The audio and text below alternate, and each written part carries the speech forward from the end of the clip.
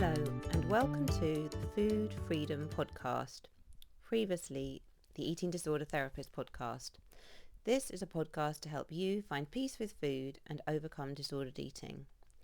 I'm Harriet Frew, aka the Food Freedom Coach, and I'm really excited to share with you all kinds of stories, tips, information and soon to be invited guests to help you on your journey in finding peace with food. So thank you for listening today. So how are you doing? Are you finding your routine and pattern with daily life, or are you struggling? Or maybe it's a bit of a mix of the two. So this week I've been on leave from my NHS work. The children have been at home and our days have been pretty relaxed and chilled. The sunny weather has helped massively. So we've been out in the garden, doing a lot of therapeutic sorting out, and we've absolutely valued our daily walk. So we've been pushed together, as many of you will be, with family members we don't normally spend so much time with. There's definitely been more swearing, frustration and heated moments. And over some of the smallest things, like who's being noisy during a film by eating or slurping their tea too loudly. Also though, more love, connection and giggling. It's been a long time since we've really been slowing down and had to live more in the moment. So we're getting more sleep, days can't be as hectic, and batteries are slowly recharging. So I'm really fortunate that the people I'm in lockdown with are my close family, my husband and my children. So these are largely supportive and warm relationships. But if you're in lockdown and relationships are tricky, then I can really understand what a difficult time this might be for you. So for anyone in that position, I really acknowledge how hard that might be. Today though, I want to talk about activity, exercise, movement, whatever you want to call it. And I'm going to share my 3 tips to find a peaceful balance with exercise. And I'm also going to share about my own relationship with exercise and how I manage this after recovery from an eating disorder. So let's dive straight in with this. So moving our bodies, getting stronger, developing cardiovascular fitness, these are all wonderful things to be doing for our physical and mental well-being. And exercising does have enormous mental health benefits. It decreases anxiety, improves mood, body image is boosted and sleep is better. And physically, we know it's really beneficial on many levels to have a long and healthy life. However, if you have an eating disorder, then exercise can sometimes become a compulsive addiction. It loses all the joy. It becomes a way to burn calories alone, and it becomes something that leaves you weary and exhausted. And it can become something as well that you feel you have to do, either to allow yourself permission to eat or to burn off calories eaten. So working with many clients, they've often experienced problems with overactivity, and I really appreciate the impact of this. So for example, some of my clients are wedded to their fitness trackers and they have to walk numerous steps per day. This can involve extensive walks or pacing around the house to achieve their required target. Some of my clients have lost their menstrual cycle through overexercise, and punishing workout regimes has impacted their fertility for the long term. I've worked as well with ballet dancers, jockeys and bodybuilders where the pressure to change your body to fit an ideal weight or shape is momentous. You're then praised for achieving this body shape, even if the costs to your mental and physical health are detrimental. And when your whole identity has become so linked to maintaining a certain body shape, even if it means hours of exercise, this can understandably be quite hard to give up. And as well, of course, there's also the general trend of wellness culture and influencers showcasing their fitness regimes, toned abs and perfect butts. It's become trendy to work out extensively with the strong, not skinny hashtag floated around on Instagram and other platforms and used by many people who are likely struggling with disordered eating. But you can easily fall victim to overexercising by not even realising the trap you're caught in. So you might feel that you're kind of morally superior, that you're doing the right thing, when in reality exercise has slipped into a not so healthy place as it's become a compulsion and something that you feel you have to do. So I'm now going to talk a little bit about my own relationship with exercise. So I grew up on a farm having lots of open spaces around me, and I was part of a large family and I've spent a lot of my time with my siblings and my cousins. So I was really fortunate to experience a lot of freedom having the countryside on my doorstep. So for me, being active was a regular part of daily life. So there were animals to be fed, dogs to be walked, jobs to be done outside. It was a very physical lifestyle. So moving for me was very much linked to working, connecting with the people around me, and mainly these are quite happy experiences. Movement was just part of life. And my parents weren't anxious at all. My dad was very non-health and safety conscious, possibly too much so, as he did take quite a lot of risks with us. The benefit of this, though, was it offered us all the opportunity to climb trees, play in hay bales, complete freedom to roam the fields, a garden to build obstacle courses, and lots of family to join in as well.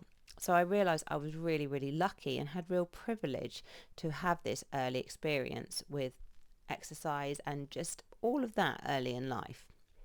Now, as I became a teenager, I hated being stuck out in the middle of nowhere with only one bus per day through the village, but for my younger childhood, it was really quite idyllic. Then, when I had bulimia in my late teens, overactivity was a part of it, but never a substantial part of it. I used to run with a running club at university, and it definitely linked in with weight control and burning energy to some extent, but it never became a central part of the eating disorder for me. Now, I went to university in Sheffield, and it was a fantastic place to go if you love the outdoors. So I would go mountain biking, I'd go horse riding or running, and mainly for the love of it.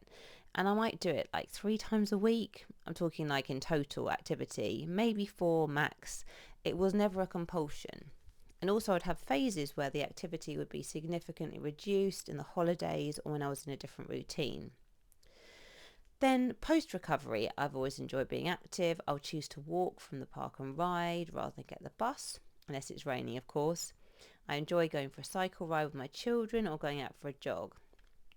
And about 4 years ago, I began claiming back a little more time for myself with my children becoming more independent, and I wanted to try some different forms of activity and challenge myself a bit.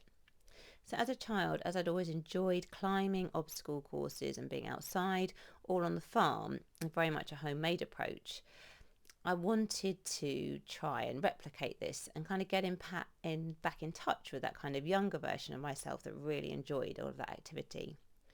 And I was quite inspired by Ninja Warrior UK and also a parkour runner called Katie McDonnell. Do look her up if you are interested in anything like that. She does like amazing backflips and balancing, which I can't do any of, but I find it very inspiring. So in the last few years, I've enjoyed dabbling a bit in climbing, parkour, doing obstacle courses, and a bit of weight training.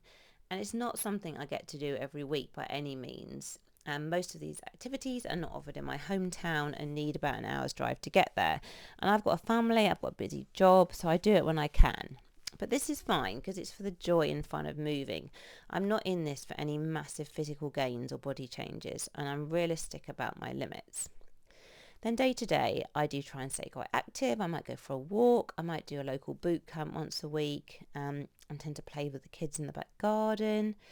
So do a mix of things. So trying to stay active, but it's definitely not a big kind of should, and it's definitely something that's quite enjoyable. But you might be thinking, okay, Harriet, well, that's all very well for you, but what about those of you who are listening who are not in this place at all? Maybe you're feeling completely trapped in a compulsive exercise cycle. Maybe it's taking over every single day with hours of overactivity. And maybe it's getting in the way of your relationships and work. And maybe you feel that you have to work out even if you're injured or exhausted. And maybe you're experiencing exhaustion, stress fractures, osteoporosis, dehydration, or other health conditions or concerns. So, how to get in a better place with exercise. So, number 1, get real about the problem. Now, I think often with overexercise, we kind of have convinced ourselves that we're being really healthy by exercising so much, when actually overexercise is not healthy. You might be thinking, well, any kind of exercise, it's good, it's healthy, it's the right thing to do. The government guidelines are always saying exercise more or whatever. But it's really important to get realistic, because over-exercise or compulsive exercise, they're very different to just regular healthy exercise. So if it's become a real should, if it's become a real have to, a thing that you have to do to feel okay, then maybe you need to start questioning your relationship with exercise. So in getting real, really take a step back. Write down the pros and cons of exercising so much. What are you really gaining, and what are you losing out on? What are the costs to your mental and physical health? Because until you face a situation head on, it might feel very difficult to even consider change. So ask yourself, how motivated do I feel right now to address this? Do you genuinely want to even make a change? You might be thinking, well, actually, no. If you are ready as well, what support do you need to help you cut down? It might feel impossible to make changes alone, and you really might need to get some support through therapy or with a trusted friend or family member. So does it even feel realistic that you can begin to do this? Is the timing right? Lockdown can present different opportunities or challenges to different individuals. What might the first baby steps to change even look like? So these are all valuable questions to ask yourself. And it's helpful to view working on this as a marathon. Sorry, excuse this pun, rather than a sprint.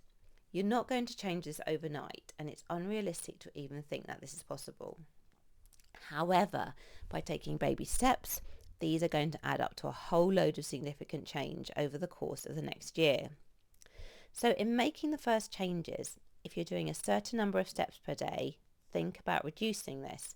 So say, for example, if you're doing, 15,000, think about initially dropping that to 14,000.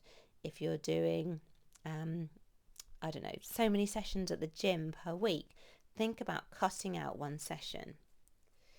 Now, when you start to do this, initially you might feel really, really anxious, because over-exercise has become a safety behaviour which you're turning to try and reduce your anxiety. So not doing it, it might leave you climbing the walls to start with. But that's okay. This is a normal part of the process, and you will get through this. People as well will generally find that the thought of change is much worse than the actual change itself. So your head will be telling you all kinds of stories about how you won't manage. And you really might need to have some support in place to help you manage the change. So you might want to speak to someone about how anxious you feel, and then enable them to support you. You might need to actively fill the time where you would be exercising with an activity that offers distraction. So maybe something like an arts or crafts activity, maybe writing in a journal, something that you can actually get really distracted in. And then once you've kind of made an initial change and you've adjusted to that change, you can then think about what you might want to do next. Now, all these baby steps, they do add up to a great deal. And one day you will look back and see just how far you've come. So don't be disheartened by just taking the baby steps. They really do add up to such a big deal. Okay, moving on to my tip number 2. This is about beginning to dare to listen more to your body. Now, it's very common if you have an eating disorder that you'll be completely out of tune with your body and its signals. You might regularly push yourself to exhaustion, over hunger, not resting, always doing. You'll be driven by the eating disorder voice to keep going no matter what. You'll be driven by an internal critic who chastises you for not being productive and calls you lazy, even if you think about sitting down. Your own inner quiet and healthy voice may have been drowned out entirely. You probably don't hear it anymore, and if you do, you might not trust it one bit.